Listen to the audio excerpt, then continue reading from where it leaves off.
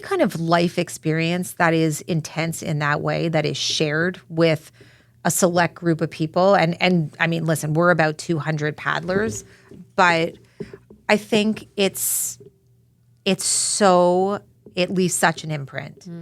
And I think if you didn't see those people and then saw them 20 years later, it would be like no time has passed, because that shared experience will never go away, whatever 100%. you make of it after the fact. So 100%. yeah. We always say shared experiences, especially in nature, bind you together. Shared experiences in nature bind you together. And this just popped into my head, but I'd love to, like, what have you learned from the ocean, from being with Mama Ocean I know. for so many hours during the night? Not many people get a chance to spend, not just even on a boat, like you're on a board. That's the only thing separating you from you and the ocean. What have you learned from nature, from the ocean herself?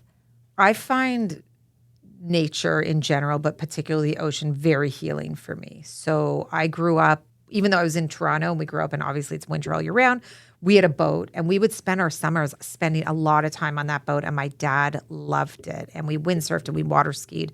So for me, the water is really where I feel the closest connection to my dad. And I actually tape a picture of him and my uncle, who was like my dad after my dad passed, on my board, because that, to me, I kind of like, I'm looking at them, they're looking at me. It's like we're a part of it. They're in my head, they're in my heart. But I find that there's something about the smell and the sounds and everything about the ocean in general, just incredibly healing. And I don't know, it's hard to even put into words, to be honest. Like for me, like just seeing it, even if it's from the car window, is transformative. You know, sometimes like if I see sand, my family makes fun of me. I need to take my shoes off. Like they have to be off. I need to feel sand in my toes. My husband will stand there with his shoes and socks on. I'm like, you're ruining this for me. Here she goes again. I'm like, you're ruining the whole experience. Please put your feet. He goes, but what do you care? I'm like, I care. I want you to feel it.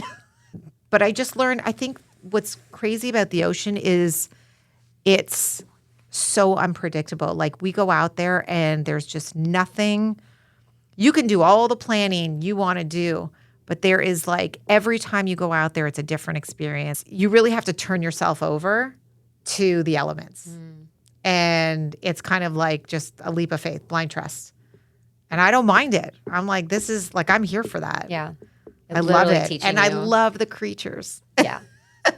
Have you ever seen any like dolphins or turtles? Oh, yeah. I've had awesome dolphin encounters, like so many good ones. They've under my board, hopping around, like watching them flip. Turtles, rays, sharks, jellies even. Like I think it's all amazing. Yeah. And just so cool to see. And I like to go by myself. Yeah. I like to spend Like time your out there alone. Yeah. We were paddling, me and my daughter, just on like a soft top foamy, nothing crazy. But she's an extra 30 pounds, like I said. So I was like, whoa, this is a lot harder. But there was a ton of moon jellies out. I don't know what's going on with the ocean right now, but in South Florida, there's a ton of moon jellyfish. And it was so cool for her. She's only 3, and she was like, jellies, jellies, jellies. And then we got back to the shore. She's like, I want to see more jellies. And so it was cool to just like being so parallel to the, like you're on top of the water, but it's not like you're on a boat, like you are so close to it. Well, I think that's what I love. The appeal is like you're really like so immersed, like in a very real way. And like you, my kids loved the beach and the ocean. Thank God. It would have like destroyed my soul if they hadn't when they were little, because that's where we killed a lot of our time. A lot of time. Yeah. Like it's free and it's awesome. And they will not nap any, like the best naps they'll ever have is after they go to the beach. So it's like the best. And it's so liberating. I loved watching my kids like just soak it all up. They loved it.